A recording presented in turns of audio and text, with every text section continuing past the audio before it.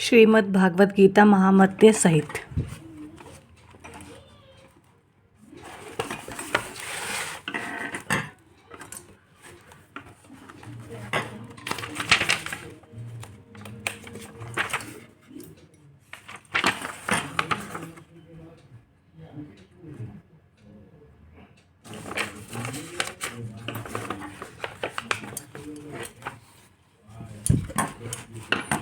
श्रीमद् भागवत गीता के छठे अध्याय का महामत्य। श्री भगवान कहते हैं, सुमुखी,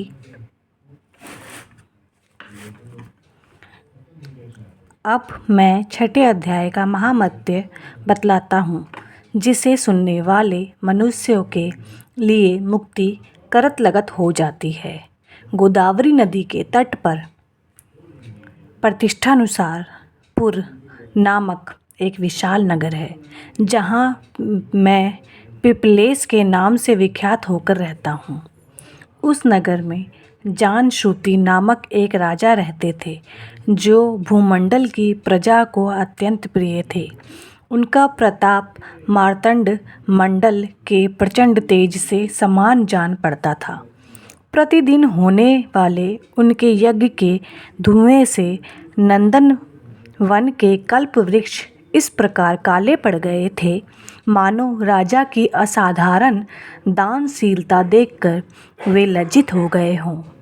उनके यज्ञ में प्राप्त पुरोडास के रसास्वाद में सदा आसक्त होने के कारण देवता लोग कभी प्रतिष्ठानपुर को छोड़कर बाहर नहीं जाते थे।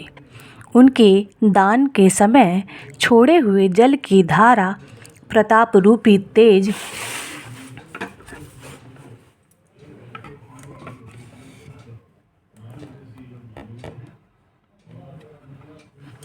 और यज्ञ के धूमों से पुष्ट होकर मेघ ठीक समय पर वर्षा करते थे।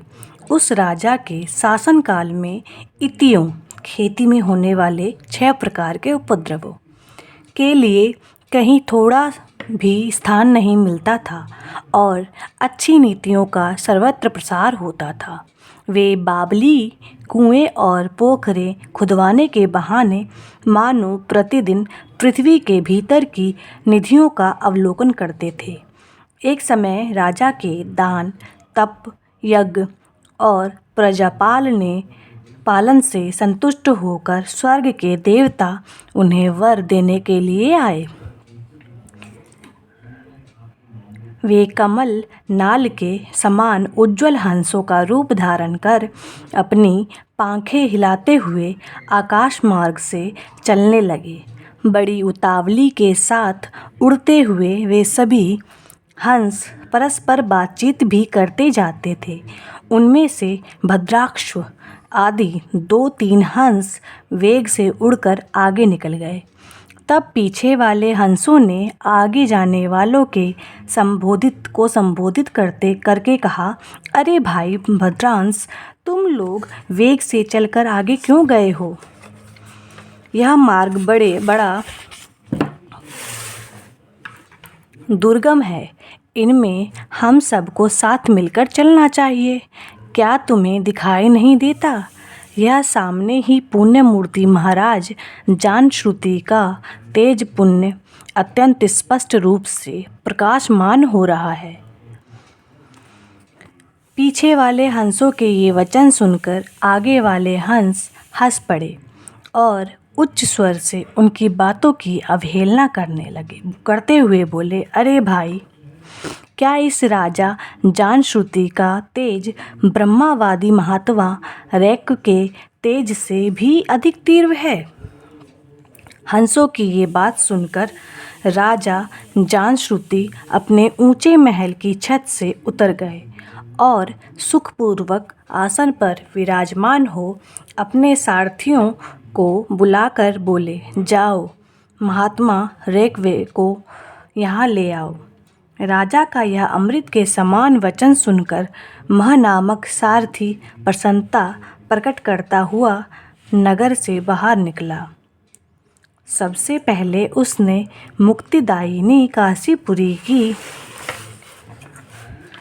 यात्रा की, जहाँ जगत के स्वामी भगवान विश्वनाथ मनुष्यों को उपदेश दिया करते हैं। उसके बाद वह गया क्षेत्र में पहुंचा, जहां प्रफुल्ल नेत्र वाले भगवान गदाधर संपूर्ण लोकों का उद्धार करने के लिए निवास करते हैं। तदंतर नाना तीर्थों में भ्रमण करता हुआ सारथी पापनाशिनी मथुरापुरी में गया। यह भगवान श्री कृष्ण का आदि स्थान है, जो परम महान एवं मोक्ष प्रदान करने वाला है। वेद और शास्त्रों में वह तीर्थ त्रिभुवनपति भगवान गोविंद के अवतार स्थान के नाम से प्रसिद्ध है। नाना देवता और ब्रह्मा ऋषि उसका सेवन करते हैं। मथुरा नगर कालिंदी यानी कि यमुना के किनारे शोभा पाता है। उसकी आकृति अर्धचंद्र के समान प्रतीत होती है। वह सब तीर्थों के निवास से परिपूर्ण है। परम आनंद प्रदान करने के कारण सुंदर प्रतीत होता है। गोवर्धन पर्वत के होने से मथुरा मंडल की शोभा और भी बढ़ गई है। वह पवित्र वृक्षों और लताओं से आवृत है। उसमें 12 वन हैं। वह परम पुण्यमय तथा सबको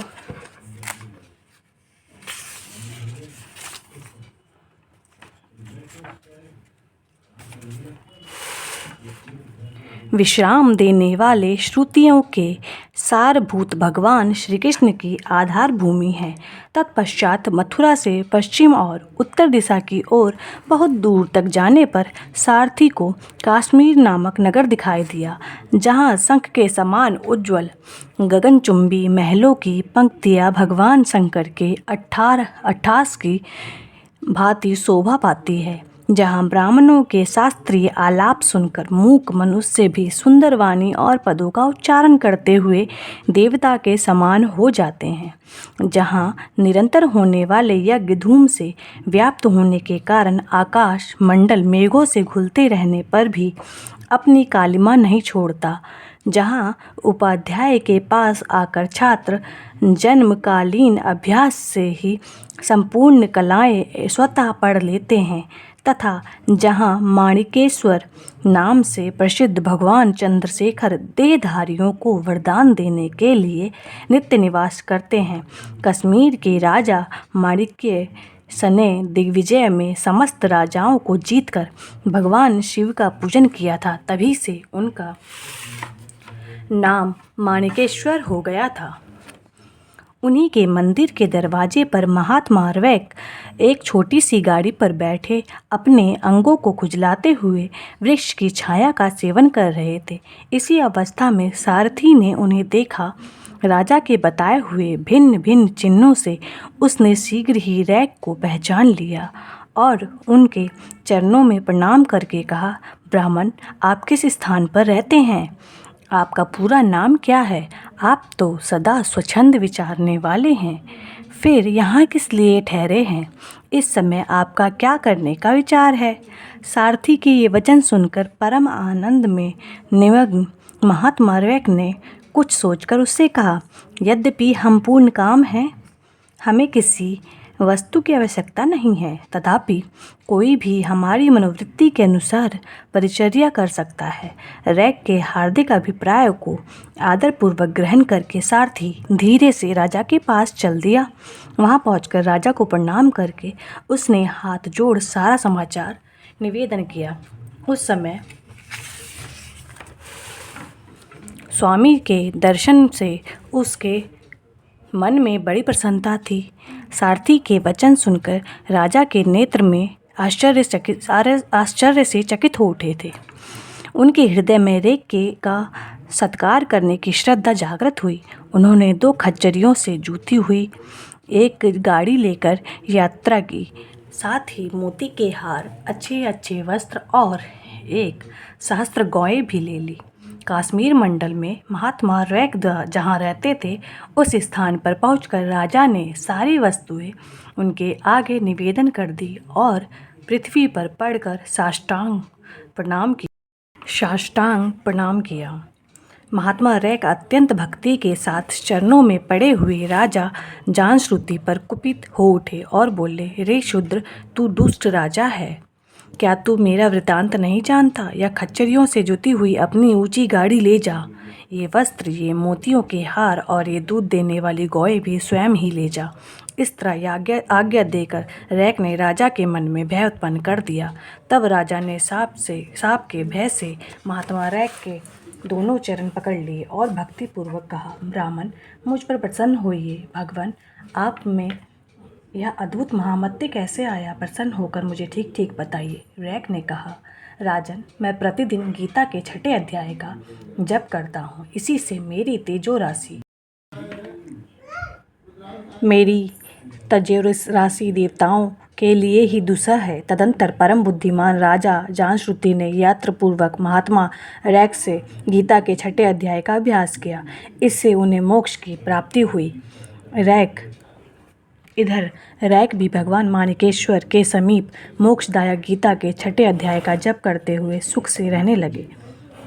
हंस का रूप धारण करके वरदान देने के लिए आए हुए देवता भी विस्मित होकर स्वेच्छानुसार चले गए। जो मनुष्य सदा इस एक ही अध्याय का जाप करता है वह भी भगवान विष्णु के ही स्वरूप को प्राप्त होता है, इसमें तनिक भी संदेह नहीं है। बोलिए श्री कृष्ण भगवान की जय। धन्यवाद।